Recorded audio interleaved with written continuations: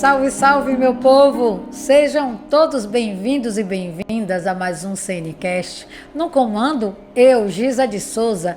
O tema de hoje é uma homenagem a Camaçari, pelos seus 266 anos.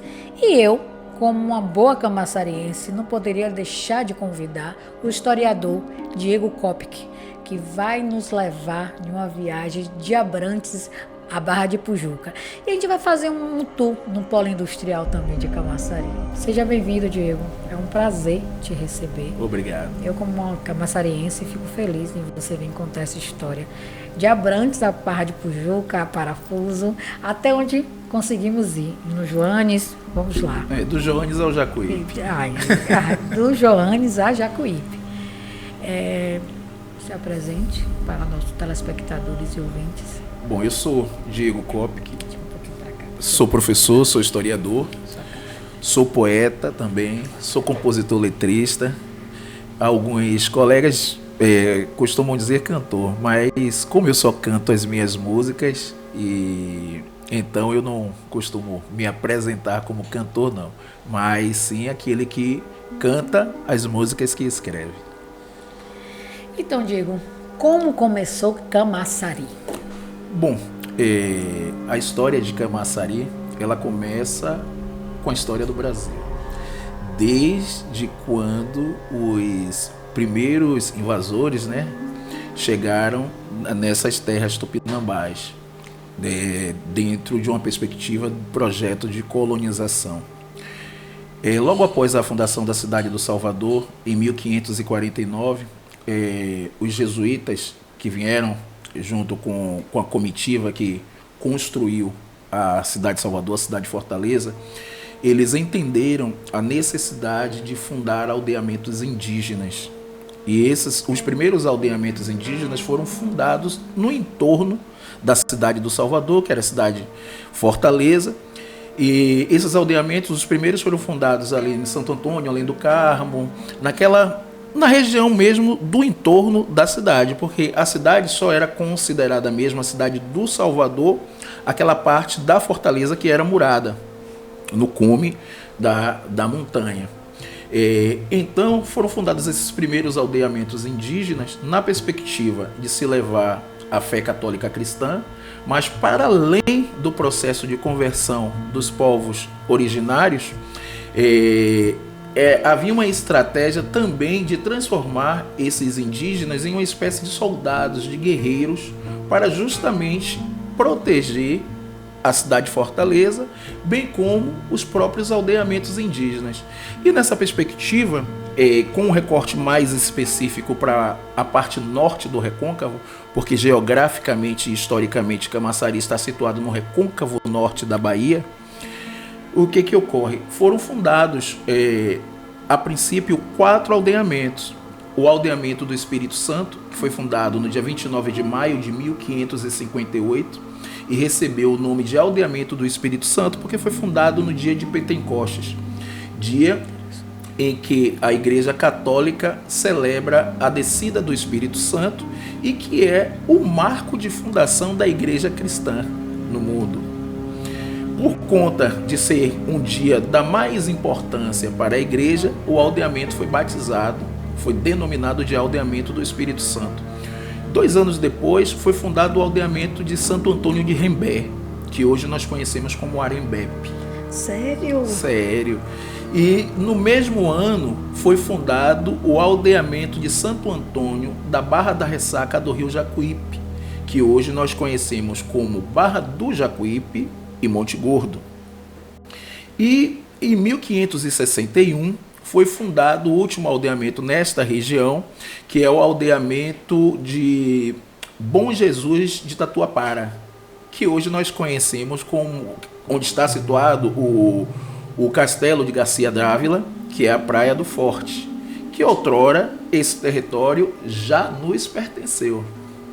Então é nessa perspectiva do processo de expansão da colonização é que se dá a fundação daquilo que veio a se tornar o município de Camaçari.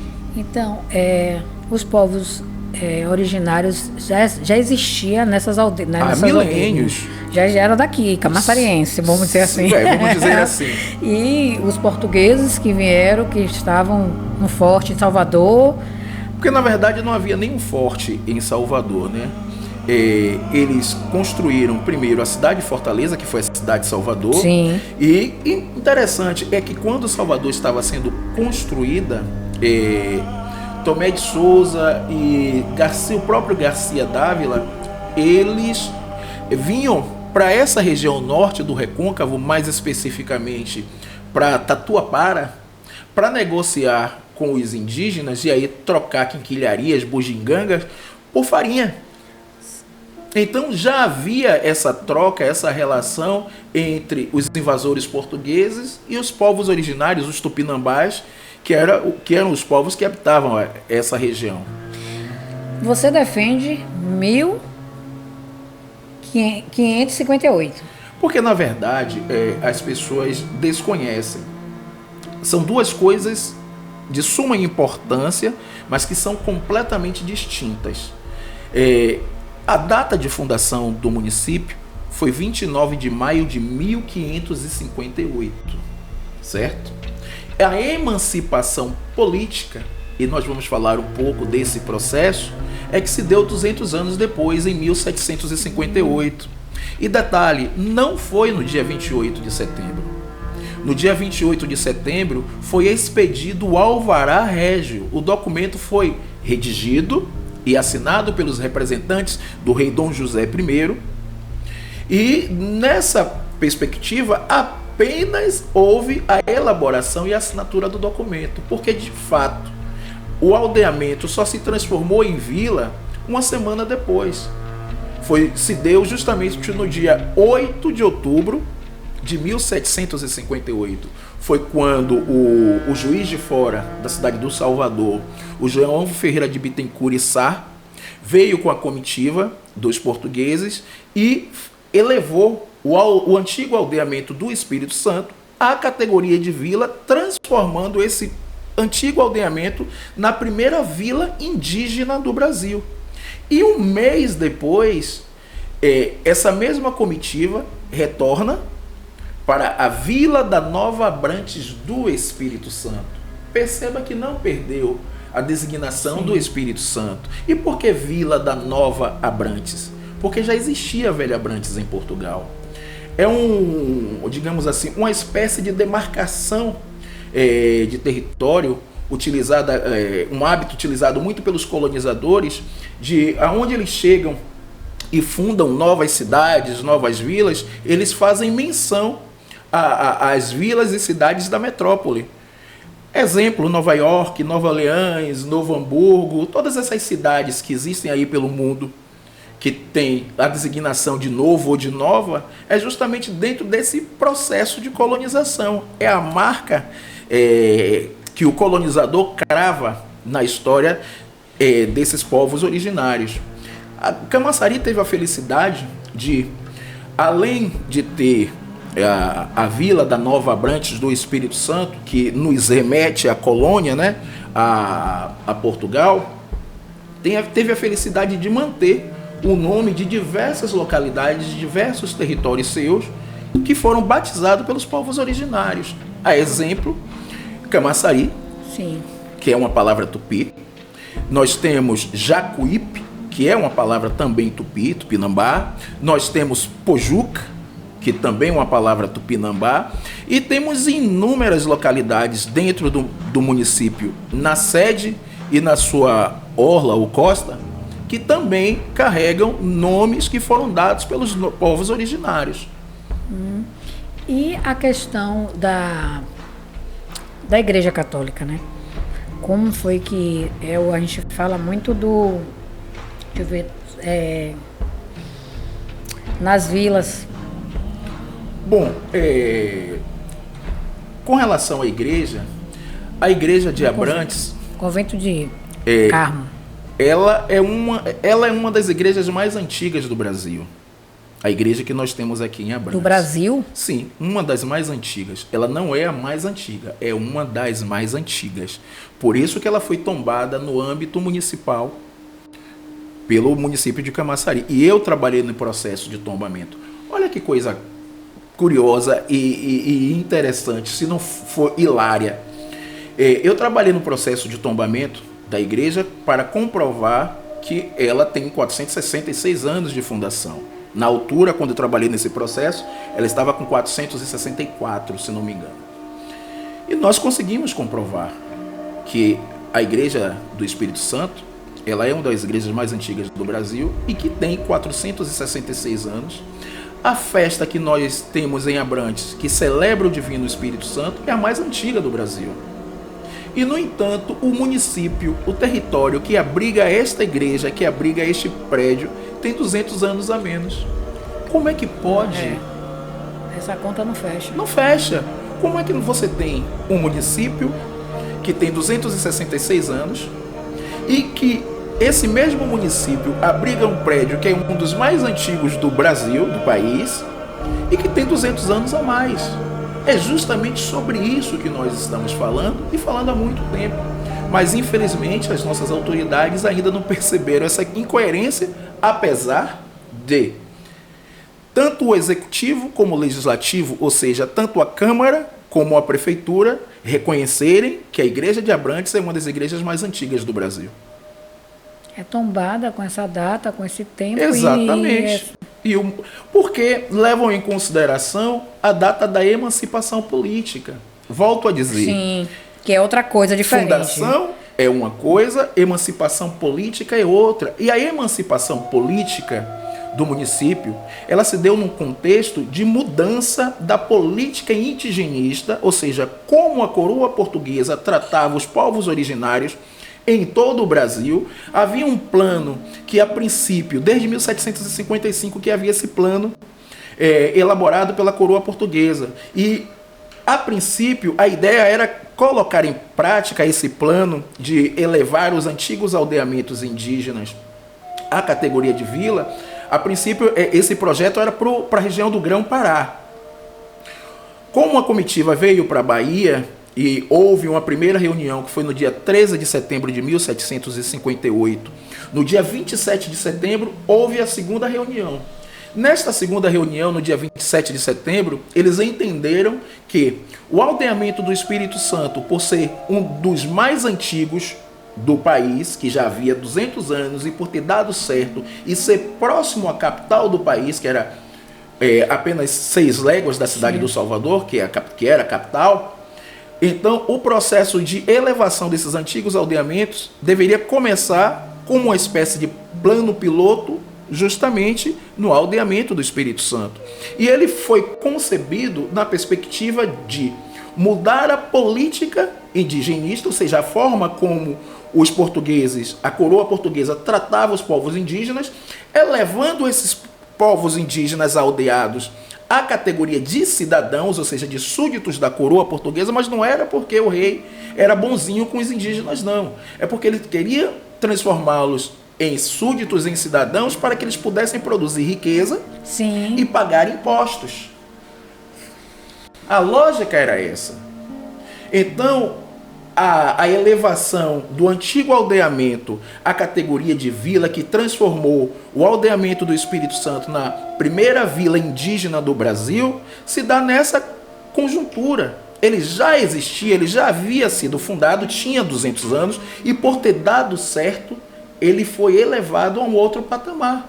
Aí se dá o contexto daquilo que nós hoje celebramos como emancipação política, que na verdade ainda celebramos com a data errada, né? Porque 28 de setembro foi a data que o documento foi expedido.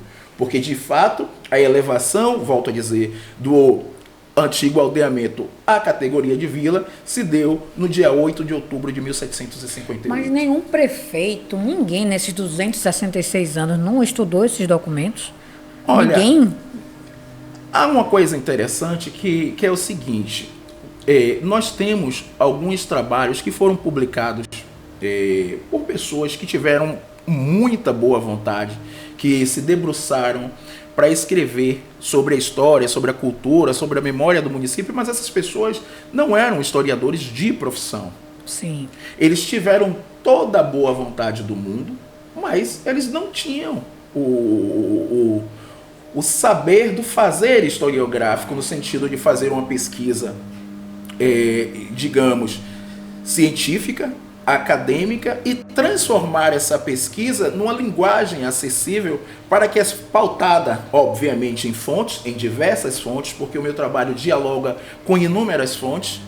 E aí o que ocorre? Nós ficamos 2 séculos e meio, mais de 2 séculos e meio, na verdade, né, sem termos um objeto de estudo científico que tenha se debruçado verdadeiramente, não apenas na história de Camaçari. Isso não acontece só com Camaçari, isso acontece com diversos municípios da hoje denominada região metropolitana.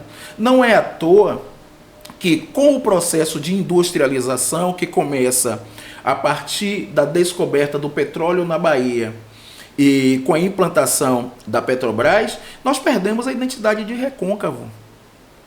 Hoje você fala com qualquer pessoa dos mais diversos estratos sociais, que nós estamos geograficamente e historicamente situados no Recôncavo da Bahia, e as pessoas não sabem, porque se incorporou a identidade de região metropolitana, que é uma identidade nova. Essa identidade de região metropolitana ela é de 1973. Até então, nós fazíamos parte do Recôncavo, bem como Salvador faz parte do Recôncavo. Nós estamos situados ao norte da cidade do Salvador, e por isso nós somos denominados de Recôncavo Norte. Porque o que é Recôncavo? Sim. São todas as localidades, os municípios que estão no entorno da Baía de Todos os Santos. Por isso, Recôncavo da Bahia. E recôncavo, essa palavra foi dada pelos colonizadores portugueses justamente por conta do formato desse recorte. Isso é um formato côncavo. No passado, há pelo menos até a década de 70, as pessoas ainda se referiam a Salvador como cidade da Bahia e não como Salvador. Justamente porque Salvador era conhecida como a cidade da Bahia. E quando nós nos referimos ao recôncavo, essa designação recôncavo baiano ela é muito nova. Ela é nova e não faz parte do nosso contexto, tanto histórico como geográfico, porque o correto é recôncavo da Bahia, porque estamos no entorno da Baía de Todos os Santos. A antiga Quirimurê, né, que foi batizada de Quirimurê pelos nossos ancestrais tupinambás. E por que Camaçari? Camaçari é um nome... Ela e a árvore, né? Vamos falar das duas coisas. E o rio.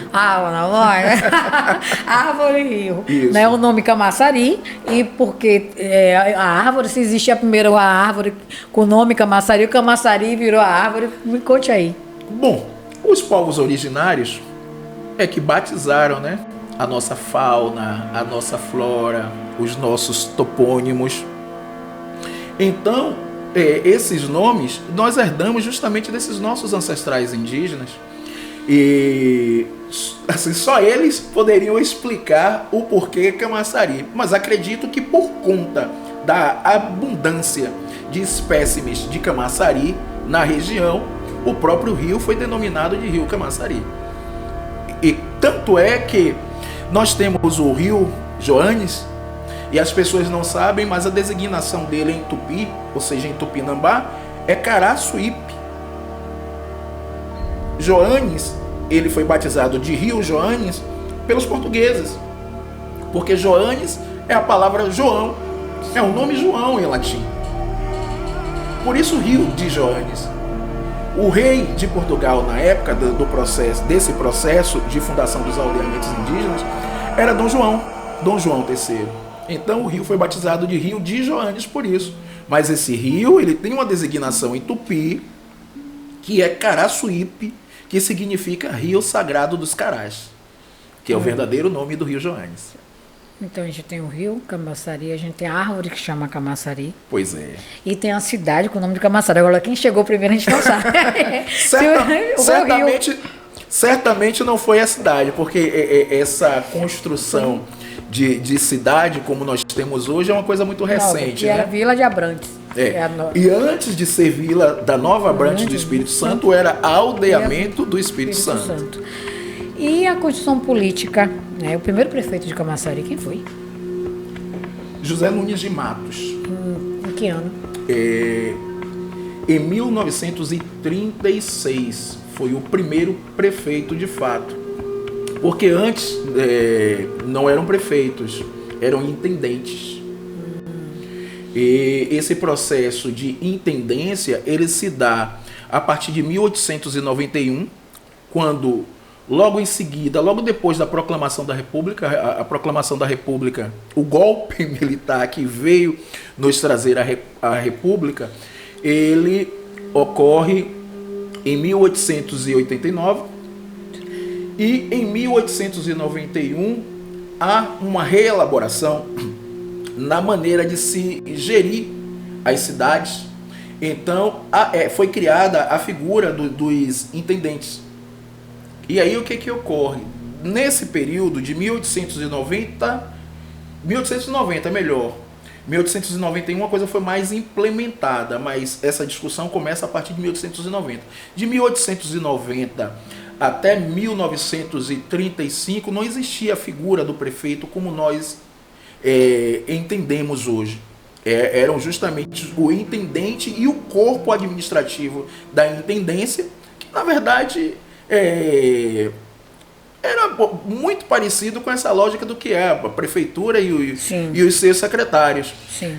Então, até 1935. Em 1936, nós temos o primeiro prefeito, que é José Nunes de Matos, que foi prefeito por 3 vezes. Aí, prefeito...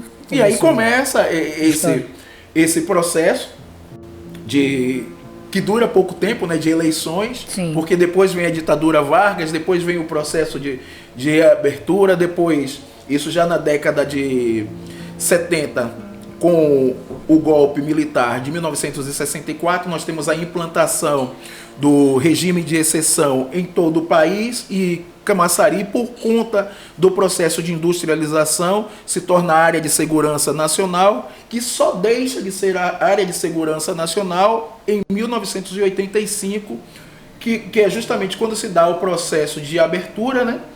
Que aí vem as diretas e a primeira eleição para que o povo de Camaçari possa eleger um representante, um prefeito, pelas vias democráticas. Agora me diga uma coisa, os povos originários lá em Abrantes e a construção, né, populacional de Camaçari, como começou? Olha, que veio para cá. Vamos falar um pouquinho antes da chegada dos portugueses. Sim. Certo? Vamos voltar lá, viu, gente? Vamos voltar lá. Vamos voltar um pouquinho lá, não tão longe, mas pelo menos lá no século XVI. Esse território que nós conhecemos hoje como Camaçari e toda a Bahia, ela sempre foi habitada por povos indígenas, não necessariamente da mesma etnia. Havia períodos em que um determinado grupo étnico dominava por muito tempo, e aí chegava um outro grupo étnico que era mais forte, botava aquele grupo étnico para correr e se apropriavam, tomavam o território para si. Então era um constante esse processo de, digamos assim, de tomada de um território e depois a retomada pelo grupo que ou já esteve ou que chegou para tomar. E aí o que ocorre? Quando os portugueses chegaram para invadir, é sempre importante nós pontuarmos que não houve descobrimento algum, e sim invasão. Isso é de suma importância que as pessoas aprendam e entendam isso, né? Não houve descobrimento. Óbvio que não. Se teve alguém que descobriu, foram os povos indígenas, os povos originários que aqui estavam. Até porque a palavra indígena, justamente, ela denota que aquele povo é originário daquele determinado lugar. E aí o que ocorre? Quando os portugueses chegaram e houve o processo de invasão e de expropriação do território indígena, os tupinambás já estavam aqui por cerca de pelo menos 200 anos. E aí o que ocorre? Havia uma população imensa de tupinambás em toda essa região da Bahia até lá à margem do Rio São Francisco. Existiam outras etnias, mas quem predominava, o grupo étnico que predominava, eram os tupinambás. Com a chegada dos portugueses, primeiro houve o processo de, digamos assim, das doenças, de dizimação dessa comunidade indígena pelas doenças que os portugueses trouxeram, né? Porque os povos originários não tinham, digamos, resistência para determinadas doenças trazidas pelos colonizadores, então assim, uma leva de indígenas morreram nesse processo. Depois vem o processo de expropriação, que é justamente quando os portugueses vão avançando com a colonização e matando, dizimando, mesmo na bala, comunidades indígenas. Então, foi isso que se deu. Foi dessa forma que aconteceu esse processo de colonização. Há um fato interessante que dentro desse processo de colonização, onde os indígenas eram donos de todo o território, e com esse processo já estabelecidos e com o aldeamento do Espírito Santo já fundado e esses outros aldeamentos do entorno, os quais eu falei anteriormente, já estabelecidos, no dia 7 de setembro de 1562, o que é que a coroa portuguesa resolve fazer? A primeira demarcação de terras indígenas no Brasil. Os indígenas que eram donos de tudo, agora recebem um pequeno pedaço de terra para que pudessem chamar de seu. Que é justamente, essa primeira demarcação de terras indígenas, é justamente as terras do aldeamento do Espírito Santo. Perceba como a história de Camaçari está ligada diretamente à história do Brasil. A primeira demarcação de terras indígenas no Brasil se deu no território de Camaçari. Do Brasil. Pois é. Uma das primeiras manifestações artísticas e culturais, ou melhor, várias manifestações artísticas e culturais se deram no nosso território. Com o processo de catequese, os jesuítas utilizavam a música, a dança, o teatro e inúmeras artes, inúmeras manifestações artísticas para levar a fé católica cristã para os povos indígenas. Para catequizar. Exatamente. O primeiro ator brasileiro reconhecido pela historiografia é Ambrósio Pires. Ambrósio Pires era um indígena tupinambá que foi batizado, recebeu esse nome porque o reitor da escola, do colégio dos jesuítas na cidade do Salvador tinha esse nome, e em homenagem ao reitor ele foi batizado com o nome de Ambrósio Pires. Ele nasceu no aldeamento do Rio Vermelho e foi trazido para o aldeamento do Espírito Santo, e aqui se tornou, sabe o quê? Um grandíssimo ator. As suas encenações eram tão famosas que ele, junto com o grupo, né, saía se apresentando em diversos aldeamentos da região e fez tanto sucesso que os jesuítas pegaram Ambrósio Pires e levaram para Lisboa. Ou seja, Camaçari é o berço das artes e da cultura no Brasil. O primeiro ator brasileiro indígena tupinambá, Ambrósio Pires. Bem como no processo de consolidação da independência do Brasil na Bahia, a expulsão dos portugueses da Bahia e do Brasil, se deu também pelas mãos de um indígena, de um caboclo tupinambá, Joaquim Eusébio de Santana. Por que esses indígenas tinham nomes de portugueses? Porque dentro da lógica do processo de colonização, eles eram obrigados a não utilizar os seus nomes de batismo, como era dado na lógica do seu povo, e eram obrigados a usar os nomes dados pelos portugueses. Me diz, o povo, o negro, né? A África, né? Veio, se tomou por onde? Por onde que entrou? Entrou, gente. Mas entrou. No sentido assim muito... Chegou por onde? Na verdade, os povos africanos, Sim. Eles foram sequestrados no continente africano, diversos grupos de diversas etnias, com diversas línguas, culturas, religiões. Não havia apenas um grupo étnico, e sim diversos grupos que eram, volto a dizer, sequestrados na sua pátria, lá no continente africano. Cada grupo étnico representava um povo, uma língua, uma nação, uma cultura, e foram trazidos para aqui para trabalharem, para produzir riqueza como escravos.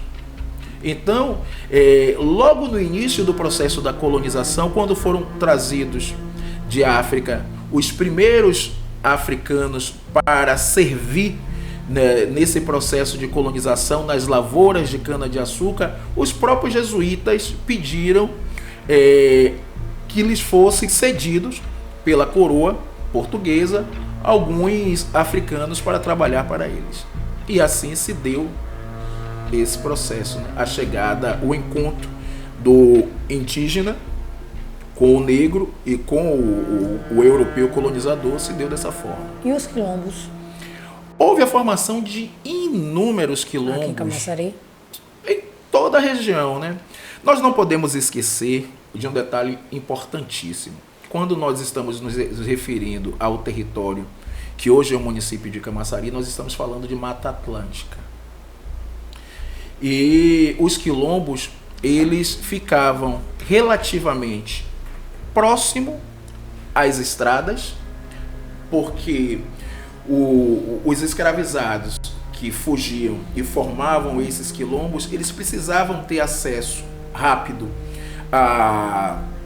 às pessoas que circulavam com produtos e bens, para que eles pudessem tomar de assalto para a sua própria subsistência. Então, era relativamente próximo às estradas, mas em locais de difíceis acesso. Um exemplo é o próprio quilombo de Cordoaria. Até hoje não é um local muito fácil de se chegar. sim, Porque era pensado justamente nessa lógica. Primeiro, na lógica da segurança, e segundo, na lógica da subsistência. Sempre próximo de rios, para que eles tivessem acesso à água em abundância, para que pudessem plantar e também para que pudessem tomar de assalto mercadorias que os transeuntes transitavam pelas estradas que haviam na região, que são as duas estradas mais antigas do Brasil, que nós temos a remanescente aqui, que é a Estrada Real das Boiadas, que é justamente aquela via da Lama Preta. sim, É uma das estradas mais antigas do Brasil, e a estrada que era denominada de Estrada O Caminho para a Torre, que era para a Torre de Garcia Dávila, que era justamente o que hoje nós conhecemos como a estrada que... Estrada do Coco? A Estrada do Coco, exatamente. Era justamente essa estrada, claro que numa outra perspectiva de chão, que levava de Salvador até o Castelo de Garcia Dávila. A independência da Bahia se deu, você defende que a independência da Bahia foi aqui em Camaçari, em Abrantes. Não necessariamente desta forma. Você conte aí. Com o processo de expulsão dos portugueses da Bahia, que culmina na independência que nós chamamos de 2 de julho, houve uma formação de confederação de vilas, sim, e de povoados que pegaram em armas e que lutaram nesse processo. E assim como muitas outras vilas, Vila de Abrantes participou. Vila de Abrantes teve o seu protagonismo nesse processo. Primeiro, por ser a primeira vila indígena do Brasil. Então, nós tínhamos um batalhão formado de indígenas e caboclos. E o representante desse batalhão era justamente o capitão-mor dos índios da Vila de Abrantes, que era, como eu já disse anteriormente, o Joaquim Eusébio de Santana. O Joaquim Eusébio de Santana, ele lutou bravamente nesse processo e terminou tombando, né? Ele morreu antes mesmo de nós conquistarmos a expulsão dos portugueses da Bahia. A Vila de Abrantes, ela era de suma importância para a Bahia e para toda a região. E aí o que ocorre? ela era tão importante nesse processo que, assim como em Santo Amaro e em Cachoeira, Dom Pedro de Alcântara foi aclamado imperador constitucional do Brasil em Vila de Abrantes. E isso muito antes, desculpe, de se chegar ao nosso glorioso 2 de julho. Sim, antes do 2 de julho. Muito antes do 2 de julho, Dom Pedro de Alcântara foi aclamado como, no dia 19 de fevereiro de 1822. Não, de 23. Ele foi aclamado imperador em Abrantes e depois em Capoame, que hoje nós conhecemos como Dias Dávila. Dias Dávila. A independência econômica de Camaçari começou, se deu quando? Olha, desde o século XVII, essa região, ela já tinha sua importância econômica. Por exemplo, os rios Joanes, Jacuípe e Pojuca. Esses 3 rios eram, como são ainda hoje, de tamanha importância para a região que havia um processo de travessia desses rios. Deixa eu trazer como exemplo aqui, a passagem Salvador e Itaparica através do ferryboat, dadas as devidas proporções, era mais ou menos isso que acontecia nesses rios. As pessoas, para atravessar, elas precisavam dessa balsa de passagem para fazer esse trânsito. Sim. E havia muito gado nessa região, porque em Barra do Jacuípe e em Monte Gordo, Garcia Dávila, ele tinha nessa região 11 fazendas de gado. Então, esse gado precisava ser transportado e a passagem desse gado se dava justamente nessas balsas de travessia. Então, em 1620, a coroa já estabeleceu a passagem dos rios e para isso cobrava. Então, a economia. Exato. E isso já gerava recursos para Camaçari. Não necessariamente para Camaçari, mas para os portugueses.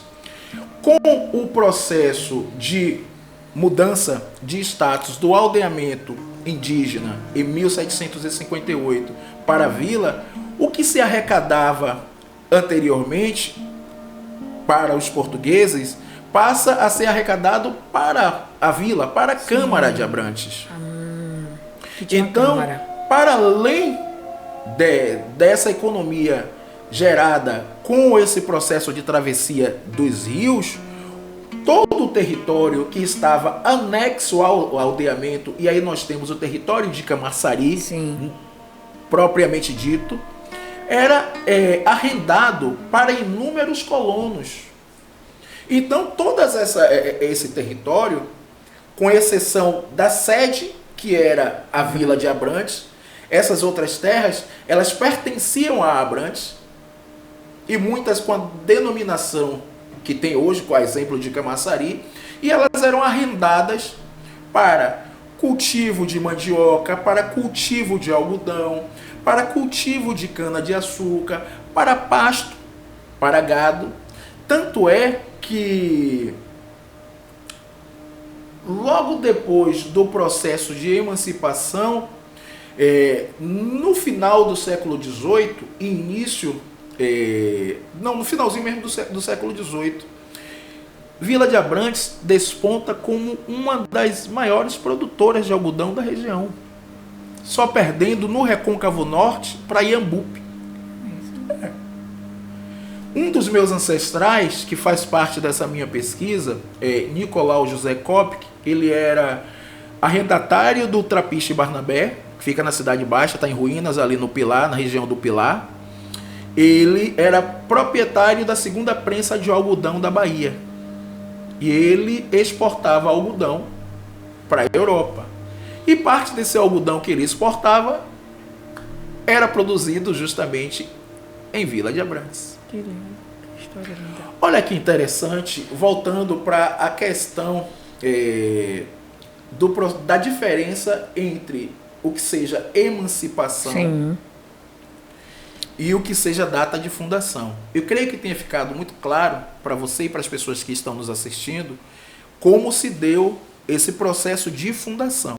certo? Agora vamos discutir um pouco essa questão da emancipação política, que eu já expliquei, que se deu dentro da perspectiva de mudança da política com que os portugueses tratavam os povos indígenas.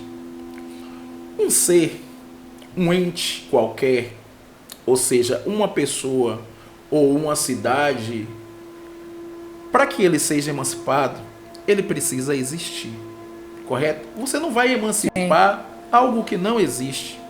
Nós temos, por exemplo, uma pessoa que seja menor de idade, que tenha 15, 16 anos de idade, e para ter os seus direitos civis plenos, essa pessoa precisa ser registrado, precisa ser emancipada. Não é isso? Porque ele, como não tem a maioridade civil, ele não é senhor de si dentro dos seus direitos como cidadão.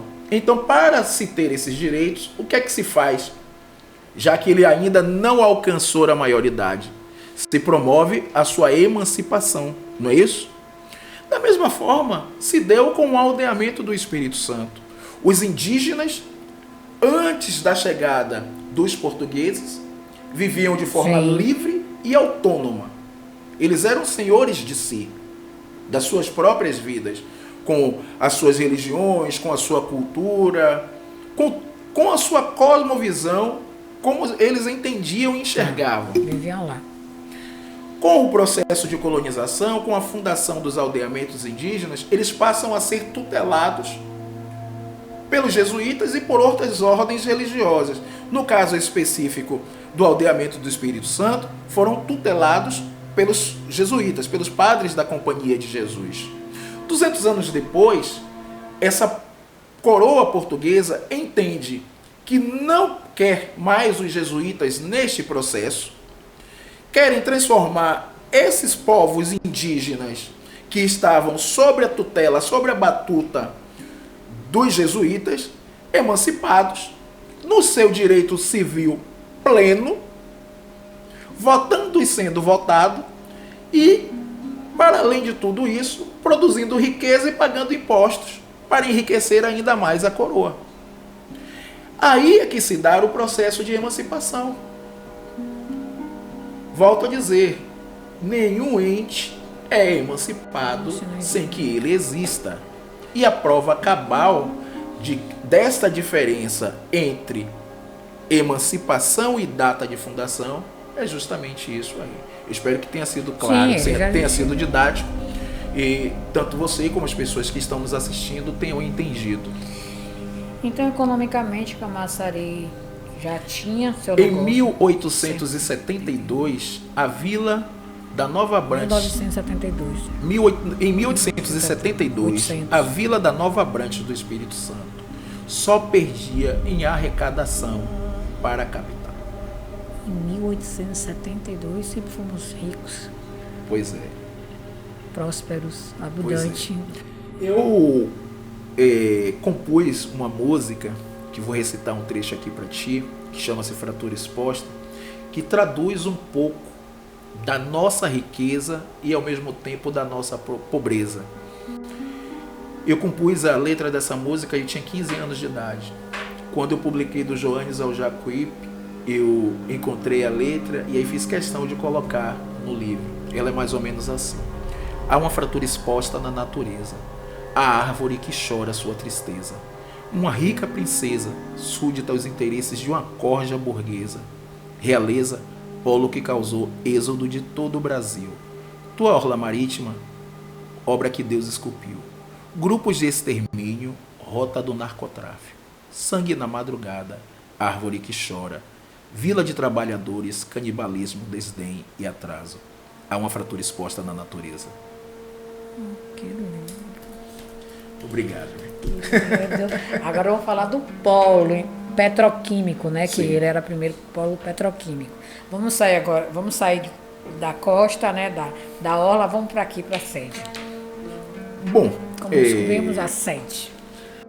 o processo de industrialização na Bahia, de uma forma assim mais pujante, se dá, como eu disse anteriormente, a partir da implantação da Petrobras. Em 1967, foi criado o Plano Diretor de Implantação do Centro Industrial de Aratu, CIA. Sim. Nesse Plano Diretor de Implantação do CIA, há alguns pontos interessantíssimos que me chamou muita atenção, e um dos pontos é que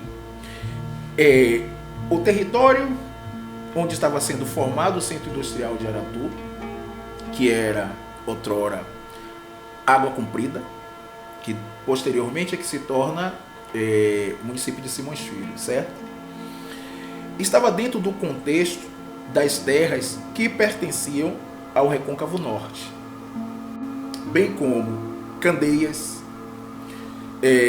Camaçari, Dias Dávila, Lauro de Freitas e Mata de São João. Dentro desse plano diretor havia, como eu falei, alguns pontos interessantes, e um dos pontos era fomentar a cultura, a história, a memória na capital. Tudo que fosse relacionado ao turismo era para ser implementado como uma ação direcionada para fortalecer a história, a cultura e a memória Salvador. da cidade do Salvador. Até um dia desse, né?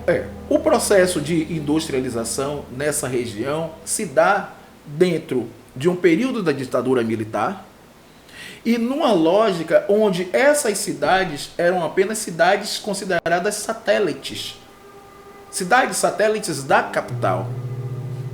No entorno da capital, Sim. mas que serviriam para que a grande massa de trabalhadores viessem trabalhar, produzir riqueza, mas não houve nenhum tipo de preocupação em se promover a história, a cultura, a memória, nem mesmo o desenvolvimento dessas cidades.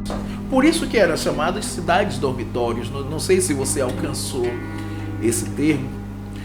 Então, nessa lógica é que se dá a implantação do CIA, do Centro Industrial de Aratu, que começa em 1967.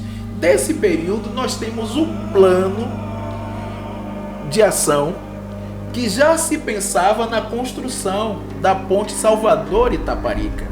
Isso não é uma discussão nova. Essa discussão vem justamente no bojo desse processo de industrialização, de fortalecer a cidade do Salvador, de fortalecer a capital em todos os aspectos econômicos, culturais, para que houvesse essa pujança cultural, mas nada foi pensado para essas cidades do Recôncavo Norte.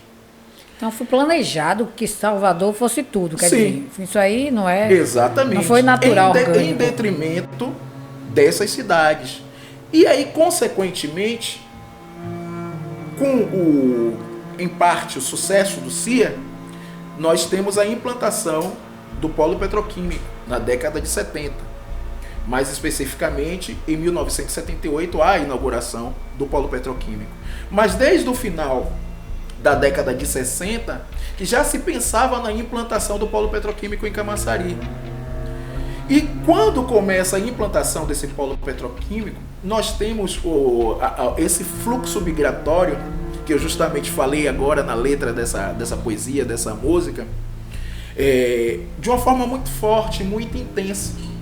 E vem pessoas de diversos lugares do Brasil e do mundo, e principalmente de municípios do nosso entorno, de outras localidades do Recôncavo, e há uma explosão demográfica em Camaçari e nos municípios em que estavam nesse contexto do processo de industrialização, como se deu também em São Francisco do Conde, como se deu em Mata de São João, em Catu, em Pojuca. E aí o que é que ocorre? Nada foi pensado na perspectiva de fortalecimento da cultura, da história, da memória destes municípios. Tanto é que um município como Camaçari, que é uma das cidades mais antigas do Brasil, que tem 466 anos de fundação, só em 2021 é que vem a ter um livro escrito dentro de uma perspectiva científica, que conte a sua história. Quantos anos depois? 460, se eu não me engano, 460. Mais de 400 anos. Camaçari, como não tivesse história. Não tem história camaçaris documentada. Só contava com a boa vontade de alguns memorialistas que, a duras penas, se sacrificaram, se esforçaram e deram o que podiam de si para escrever algo que ficou registrado. Esses escritos estão aonde? É o livro do Eduardo Cavalcante, do jornalista e poeta Eduardo Cavalcante, que deu essa contribuição para o município, da professora Sandra Parente, que também deu a sua parcela de contribuição, mas são obras de memória. Eles têm a sua importância. Não estou aqui falando que não tenha, não é isso, por favor. Estou entendendo. Mas a nossa história, dentro de uma perspectiva de fortalecimento do sentimento de pertencimento, do civismo, da alma, da essência da cidade, não se construiu. Porque, depois de ter publicado este livro do Joanes ao Jacuípe, uma história de muitas querelas, tensões e disputas locais, eu tive a necessidade e uma espécie de missão de publicar logo em seguida a presença do Recôncavo Norte da Bahia na consolidação da independência do Brasil. Porque eu busquei as nossas autoridades, tanto o executivo como o legislativo, para que juntos pudéssemos reivindicar a inserção do município na passagem do fogo simbólico e, consequentemente, nas comemorações do bicentenário da independência do Brasil na Bahia, e as nossas autoridades não me deram a mínima. Então, o que foi que eu fiz? Eu banquei o livro por conta própria, iniciei uma campanha de reparação histórica, busquei a Fundação Gregório de Matos, que é a responsável pelo trajeto do fogo simbólico, é uma das responsáveis pelas comemorações do 2 de julho. Busquei o Instituto Geográfico Histórico da Bahia para que nos desse apoio. E depois de ter iniciado essa luta, eu fui buscar representantes desses outros municípios, de Dias d'Ávila, de Mata de São João e Lauro de Freitas, para que juntos nós pudéssemos encampar essa luta e reivindicar essa reparação. E aí eu pude contar com o apoio de toda a imprensa camaçariense, então fica aqui registrado o meu agradecimento para o Camaçari Notícias e para os demais veículos de comunicação, a exemplo do Camaçari Agora, do João Leite, do Compartilha Bahia, e inúmeras figuras notáveis, artistas, poetas, representantes dos mais diversos segmentos sociais da cidade, se levantaram em uma só voz, reivindicando junto comigo essa reparação. E foi por isso que nós conseguimos lograr esse êxito, esse resultado maravilhoso, que foi trazer o fogo simbólico do 2 de julho para Camaçari. Pode parecer pouco, mas não é. Não é pouco. Camaçari participou da consolidação da independência do Brasil. Isso não é pouca coisa. E estávamos de fora de todo o processo de comemoração. Isso não é justo. Nosso povo pegou em armas. Os nossos ancestrais lutaram, derramaram seu sangue. O Joaquim Eusébio de Santana, o caboclo Tupinambá, que foi devidamente reconhecido esse ano, de tal forma que o IFBA de Camaçari, deu o nome do Joaquim Eusébio de Santana a um pavilhão. Agora, recentemente, tem menos de um mês, eu fui convidado para a solenidade. Então, parabéns às pessoas envolvidas, às pessoas que fazem a gestão do IFBA, que reconheceram a importância desse nosso ancestral indígena, e lamento muito a falta de respeito das nossas autoridades. Mas você acredita, por Camaçari ter sido uma cidade dormitório nesses 400 anos, vamos falar assim, nesses 300 e poucos anos, esse não necessariamente nesses 400 Vamos botar anos. 200 Não, anos. cidade dormitório dentro da lógica... De uns 70 anos, de da década 50 anos. de 50 anos para cá.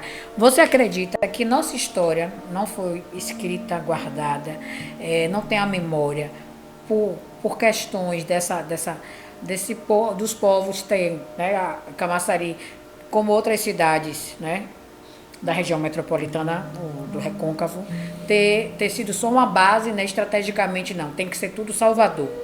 Tudo São Salvador. E com isso, essas cidades não se construiu sua história? Porque não é uma coisa assim incrível que a Camaçari não tem. Necessariamente.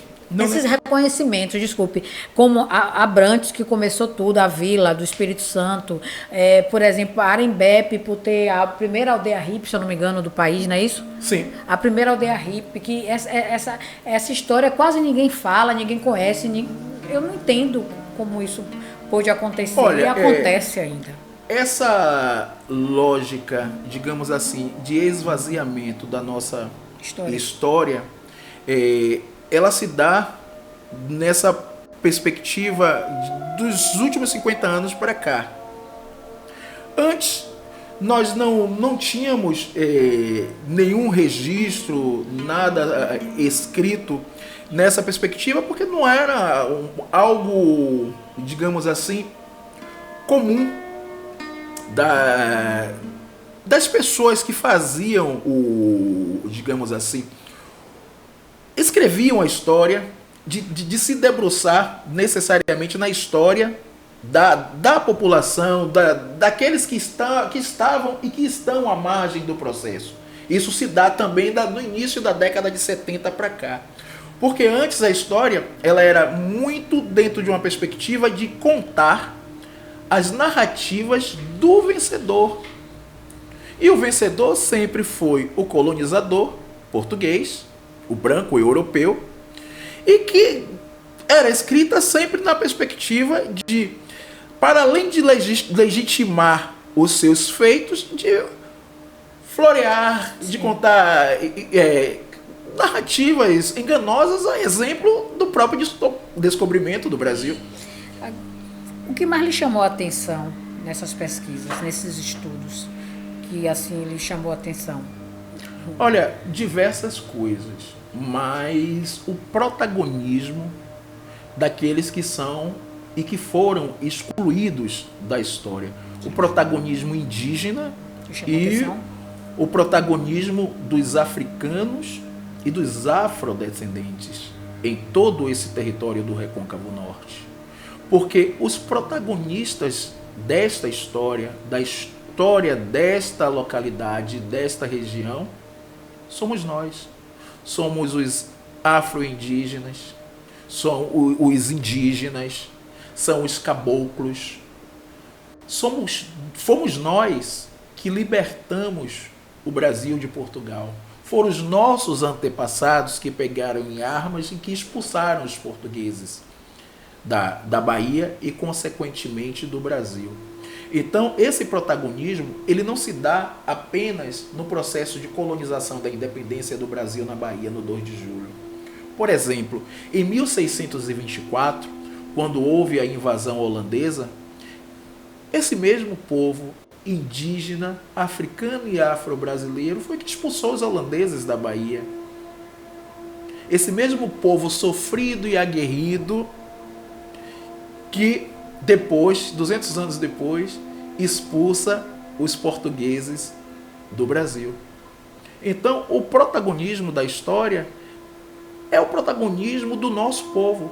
Mas essa história, infelizmente, ela não foi escrita, não foi registrada nessa perspectiva, porque a história ela é contada por quem ganha a guerra, né? Pelo vencedor. E quem vence conta e escreve como bem quer e entende.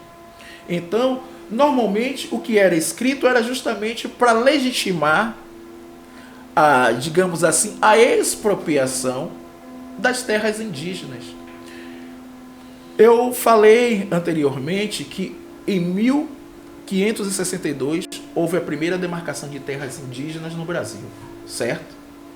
Pois é, esse território que foi demarcado em 1562, ele ao longo dos séculos, permaneceu demarcado até o início do século XX.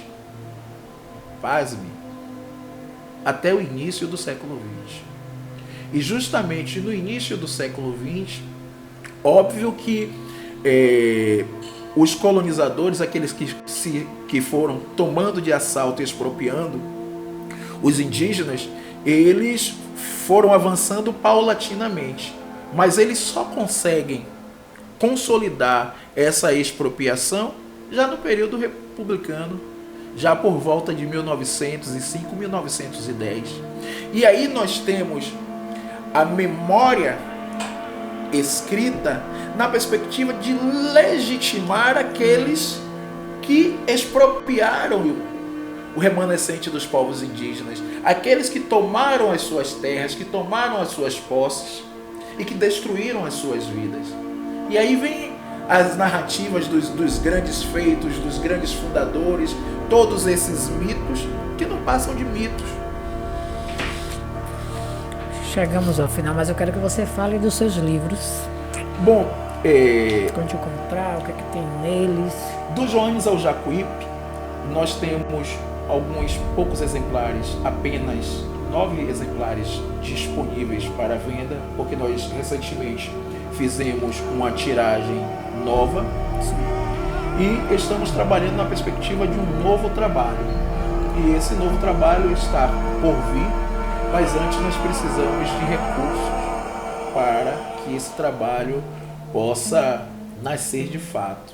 Então, faço aqui um apelo às indústrias de Camaçari, já que Camaçari é uma cidade industrial. O nosso projeto foi aprovado pela Lei Rouanet e estamos trabalhando na perspectiva de captação de recursos. Então, se algum apoiador aí do Camaçari Notícias, alguma grande indústria local tiver interesse em nos ajudar, nós estamos aqui de braços abertos. E quem tiver interesse em adquirir do Joanes ao Jacuípe, a história de muitas querelas, tensões e disputas locais, faça contato comigo através do celular 71993965422. É o WhatsApp 71993965422. E o segundo livro, que é a Consolidação da Independência do Brasil no Recôncavo Norte da Bahia, infelizmente está esgotado. Até o momento nós não temos, digamos assim, notícia de uma nova tiragem. Instagram, seu Instagram? Diego_KOPKE. Diego Kopke. Qual mensagem você deixa para Camaçari? Bom, nós estamos em um momento de reflexão e de mudança, né? Pois as eleições estão às portas. Então, peço encarecidamente ao nosso povo camaçariense que pense com carinho, com cuidado, porque são 4 anos de mandato. A escolha que nós fazemos em um dia representa 4 anos de nossa vida. Ou 4 anos de avanço, ou de perda. Então, pensem, por favor, com carinho antes de votar, antes de depositar o seu voto lá na urna, porque isso é de suma importância para a nossa cidade e para todos nós. Parabéns, Camaçari. Parabéns, Camaçari, pelos 466 anos de fundação e 266 de emancipação política. Quem está dizendo é o historiador, tá, gente? 466 anos Camaçari completou. De fundação. E 266 de emancipação. Tá, 200 anos aí, por aí, tá, gente? Tchau, Dinho, até o próximo. Tchau, um abraço.